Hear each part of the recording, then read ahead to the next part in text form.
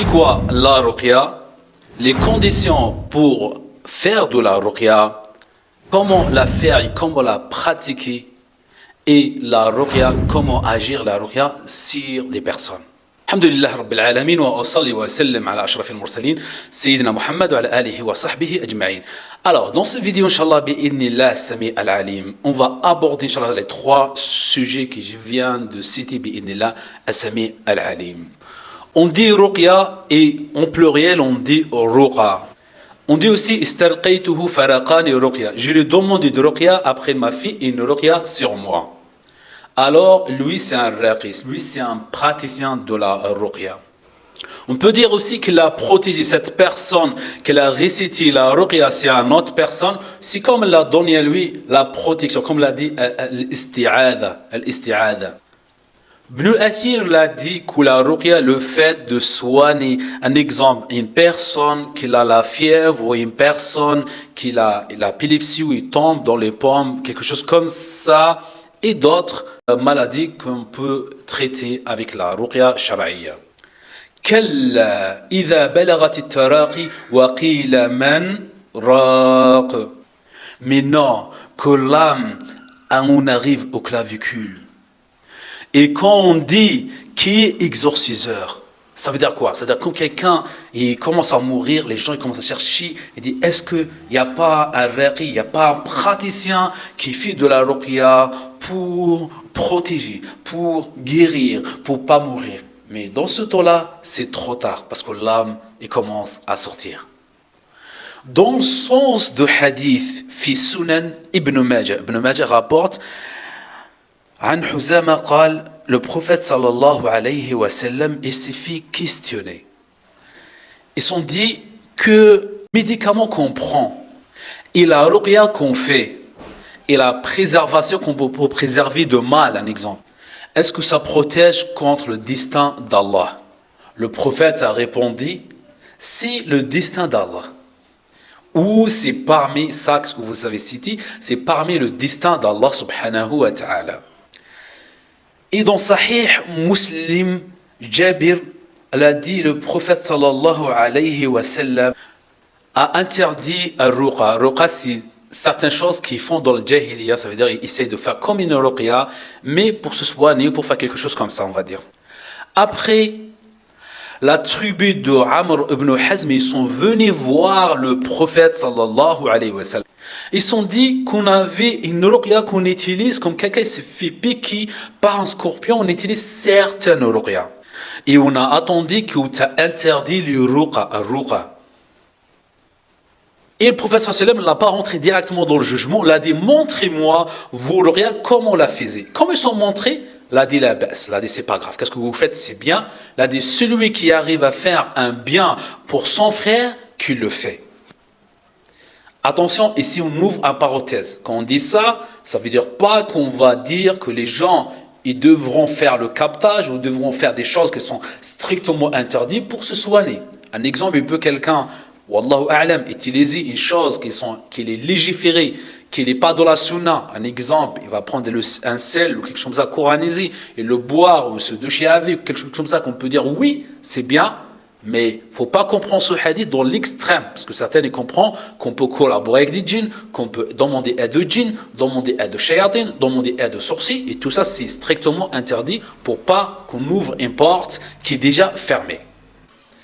Et dans Sahih Muslim, Jabir ibn Abdillah rapporte, dans le sens de hadith, le prophète sallallahu alayhi wa sallam a donné l'autorisation à Ibn Hazm, Hazm fi ruqyat al-hayya, ça veut dire le fait de se faire la ruqya, certaines ruqya contre, comme quelqu'un, un exemple, il s'est fait piquer par un serpent. Et Allah dit à Asma bint, la fille de Umays, pourquoi je vois les enfants de mon frère Daria? Le mot Daria, ça veut dire, dans la langue arabe, ça veut dire maigre. Ça veut dire quelqu'un, on va dire, on va sortir de hadith, c'est quelqu'un qui est trop maigre, parfois ça vient de Aïn. Elle a dit maigre, tusibuhum al-haja, ça veut dire, est-ce qu'ils mangent pas très bien, quelque chose comme ça? Il a répondu, il a dit non, mais tusibuhum al-ayn. Tusri'u ilayhim al-ayn. Ça veut dire, c'est plus facile, le ayn, ça tombe sur eux facilement. Et là, on comprend de ce hadith que certaines personnes, ou certains enfants, ou certains adultes, malheureusement, ils attirent beaucoup plus le ayn que les autres. Ça veut dire, c'est comme un aimant. Ils attirent le ayn malheureusement. Et Asma, le prophète l'a dit, fit la ruqya pour eux. Et après, Asma l'a montré à le prophète sallam la ruqya comme il fait. Après, le prophète l'a rien dit, il a dit, irqihum, fit à eux la ruqya. Regardez dans combien de hadiths, de combien de trucs où le prophète sallam ordonne à faire de la ruqya, qui maintenant qu'on voit les personnes qui viennent dire non, pour pas faire, laisse comme ça, qu'une autre époque, c'est une époque plus dangereuse, plus d'envieux, plus de personnes qui font de mal, plus de personnes qui sont malhonnêtes, plus de personnes qui sont jaloux à un point qui ils veulent vous voir mourir. Maintenant, les conditions de la ruqya. Si vous n'êtes pas abonné, n'oubliez pas d'abonner, de soutenir bi'idnillah. Un pouce bleu, mettez aussi la cloche, comme ça les vidéos comme ils vont sortir. Vous êtes informés bi'idnillah. As-Sami al-Alim. Ibn Hajar al-Asqalani dit, pour la ruqya qui sera légiférée, il faut 3 conditions.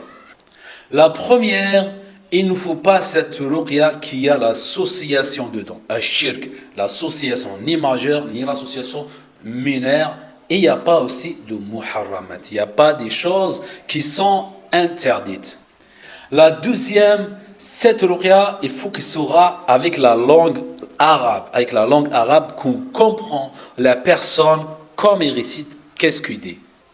La troisième, le fait de ne pas croire que la ruqya en elle-même qui va guérir, mais on va dire une cause pour la guérison avec la permission d'Allah subhanahu wa ta'ala pour changer. Parce qu'il y a plein qui ne comprennent pas qu'il y a un exemple, il fait une ruqya, il ne se guérit pas. Après, il va attaquer tout le monde. Il va dire que je ne suis pas guéri. Il faut que je me guérisse. Votre ruqya, elle est inutile. Il faut comprendre que la ruqya et la guérison est dans les mains d'Allah subhanahu wa ta'ala. Toujours comme on communique avec une personne, on dit avec la permission d'Allah subhanahu wa ta'ala. Ça peut marcher comme ça ne peut pas fonctionner.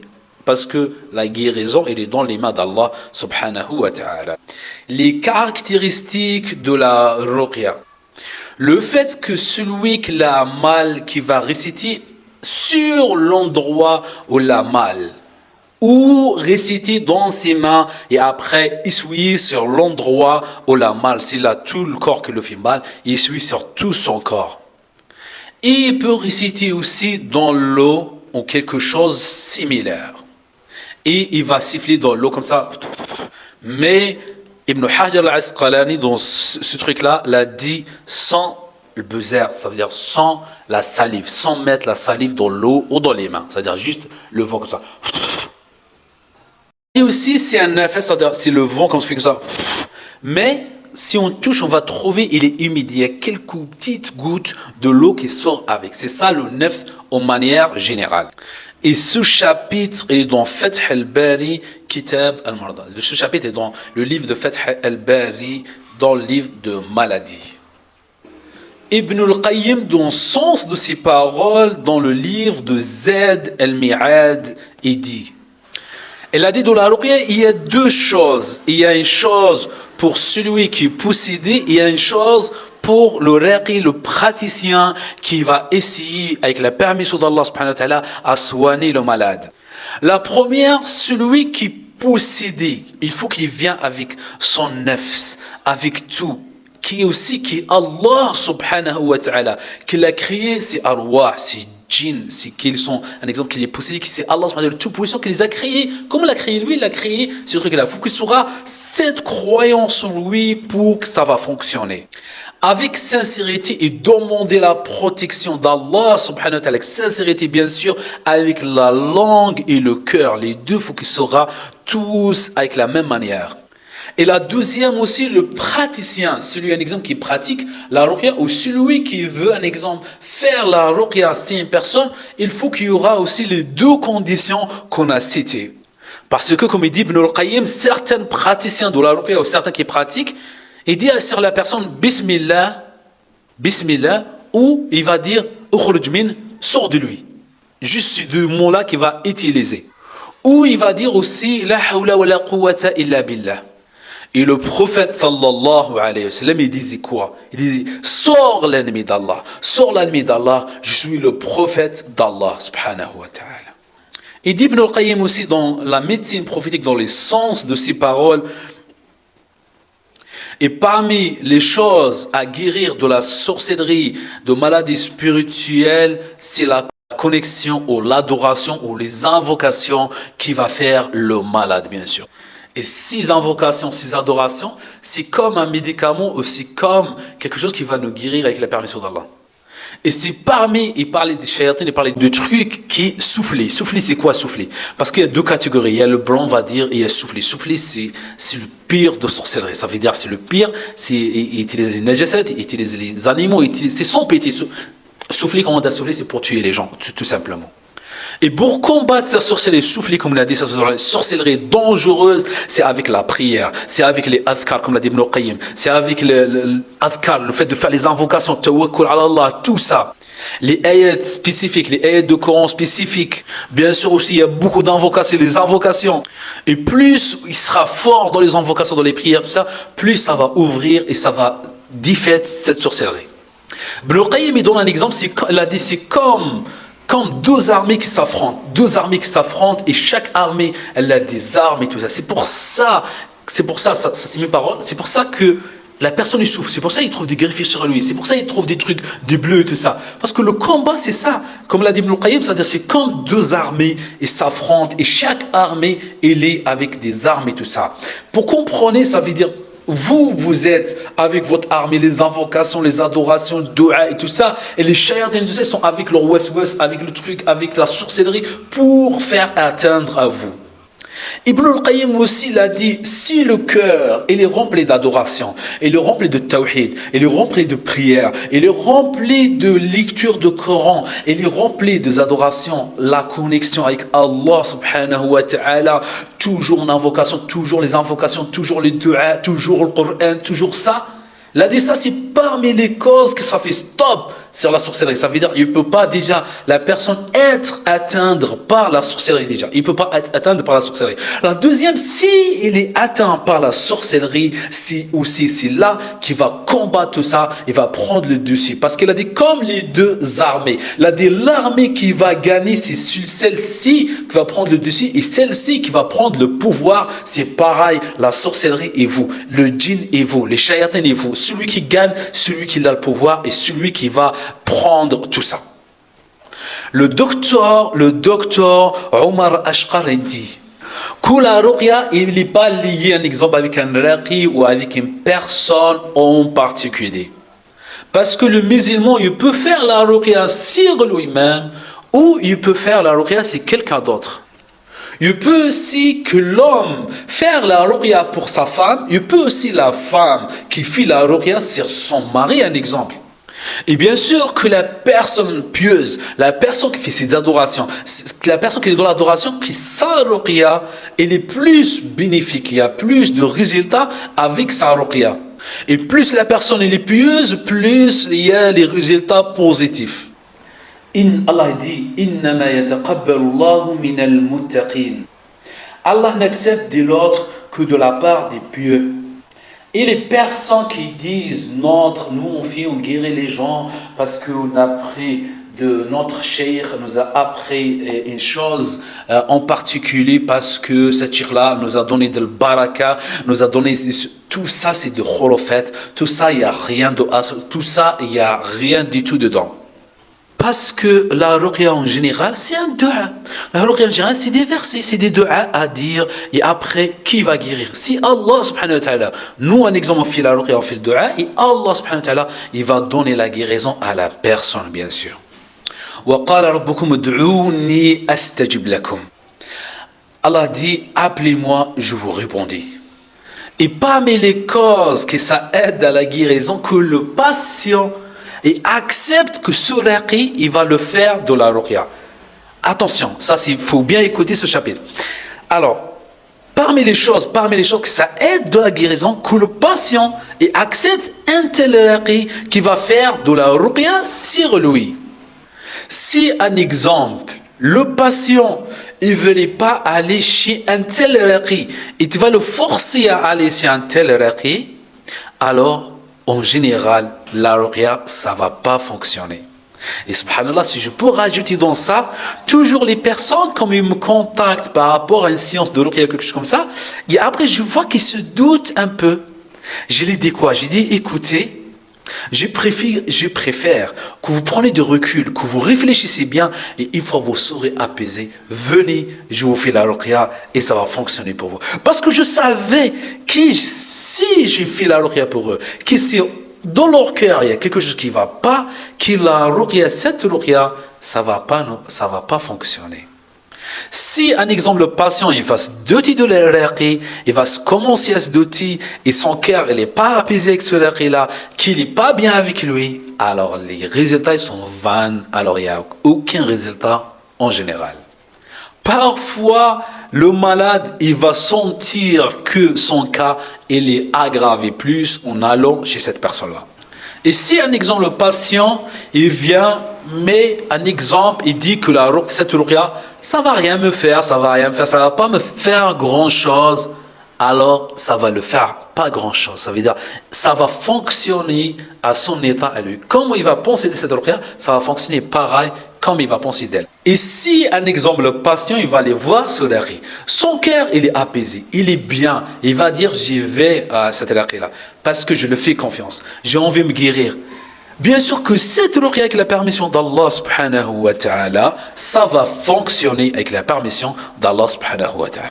Et aussi, le raqi, il faut qu'il soit concentré sur son ruqya. Parce que parfois, on prend le même raqi avec différents ruqya, certaines il est puissant, d'autres non. Parce que certaines ruqya, il était bien concentré. Il vivait avec les versets du Coran. Et essaie d'être fort physiquement, mentalement, dans son cœur, qu'il est en train de faire cette ruqya-là pour la personne qui va se soigner, il va se guérir. Et si le raqi est un exemple qui fait cette ruqya-là, mais il est un peu ailleurs, il n'est pas concentré sur cette ruqya-là, il est là, mais il n'est pas là. Il pense à autre chose. On peut, un exemple de dire ruqya, de quelque chose comme ça, l'insan c'est comme ça, c'est comme la prière, quand quelqu'un, il va, un exemple, penser à autre chose. Mais il faut revenir vite sur le sujet qui est devant vous pour concentrer sur les versets, sur les trucs comme ça. C'est pour cela, c'est très important.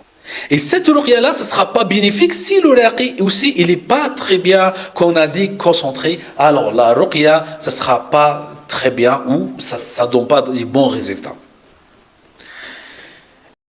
Qutayba Dinouri rapporte de la tradition du verset du Coran. Il y a bien là un rappel pour quiconque a un cœur. Prête l'oreille tout en étant témoin. Si le Coran est prêt, c'est-à-dire si quelqu'un il récite le Coran avec le cœur vivant, parce que le cœur vivant c'est pas quelqu'un qui dort, c'est quelqu'un qui est réveillé. Ça veut dire celui qui écoute aussi, il écoute bien la personne. Et le cœur, comme on a dit, il était présent, il n'était pas un exemple ailleurs et tout ça. La hasal al-athar, ça veut dire la ruqya ou ce Coran, il y aura bénéfique pour cette personne-là. Et ça, on trouve dans le livre de Shamsuddin Ibn al-Qayyim al-Jawziyya, dans la page 16. Après aussi la connaissance de raqi. Le raqi qui connaît ces versets, le raqi qui connaît les ayats, le raqi qui a appris le Coran, le raqi qu'on va dire qu'il est dans la sunna, qui est aussi récité à quel verset qu'on peut réciter à chaque personne. Le raqi aussi qui aussi faire un diagnostic en profond pour comprendre la situation de cette personne. Il souffre de quoi? C'est quoi le problème? C'est là qui va aider cette personne à se guérir, à s'en sortir avec la permission d'Allah, bien sûr, subhanahu wa ta'ala. Et mêler cette combat contre ce mal, contre ce sihr, contre cette sorcellerie. Et ce raqi qui est là pour combattre, avec la permission d'Allah, subhanahu wa ta'ala. Tout ça pour trouver la solution adapté à chaque personne. Comme on dit toujours, un bon diagnostic, moi, ça me donne la moitié du chemin, la moitié de la guérison de la personne. Parce que je sais la personne elle a quoi. Je sais exactement il souffre de quoi. Parfois, la personne, il croit qu'il connaît son cas mieux qu'un professionnel. C'est quand vous allez chez un médecin, vous dites, vous ne devrez pas faire comme ça parce que moi, je sais que ça, c'est comme ça. Que lui, ça fait 20 ans qu'il pratique la ruqya. C'est pour cela que c'est très important à se diriger vers un professionnel qui connaît son domaine, qui connaît qu'est-ce qu'on est en train de faire. Le problème que le micro est éteint, j'ai en train de parler au-dessus de la vidéo parce que c'est éteint à 20 minutes exactement. Alors, c'est pour cela, comme j'ai dit, il faut contacter un professionnel. Pourquoi un professionnel? Parce qu'un professionnel, il va vous aider à accélérer la guérison. C'est ça que c'est très important. Il y a plein qui ne comprennent pas qu'on peut accélérer la guérison. On peut accélérer la guérison avec la permission d'Allah subhanahu wa ta'ala en utilisant les bons outils, les bonnes méthodes, le bon diagnostic. Tout ça, c'est très important. Il y a plein qui disent oui, je fais tout seul et tout ça, mais après, ils trouvent qu'il a entre à perdre des années et des années. Il n'est pas encore guéri. Il y a certains qui prennent les choses en main, qui investissent, c'est-à-dire même j'ai mis de l'argent. Par contre, j'ai mes affaires qui marchent. Par contre, tout ça marche pour moi. Par contre, j'ai fait un business. Par contre, je suis marié. Par contre, je suis débloqué. Et c'est très important. Le rendu qui va arriver à lui, qu'est-ce qui va arriver à lui après, c'est très important. C'est plus que les choses qu'il a investées. C'est-à-dire, qu'est-ce qu'il a investi, qu'est-ce qu'il a recevoir, c'est rien à voir. C'est comme la jour et la nuit. C'est pour cela, il faut être important, il faut prendre les choses en main, faire les causes qui sont légiférées, que ça vous aidera à se soigner, à se guérir avec la permission d'Allah subhanahu wa ta'ala, avec une manière qui sera légiférée, et tout ça aller vers le mieux avec la permission d'Allah subhanahu wa ta'ala. En tout cas, si vous voulez un ruqya, un diagnostic, ou un truc, ou un ruqya à domicile, vous pouvez contacter, il y a un autre numéro sur la description.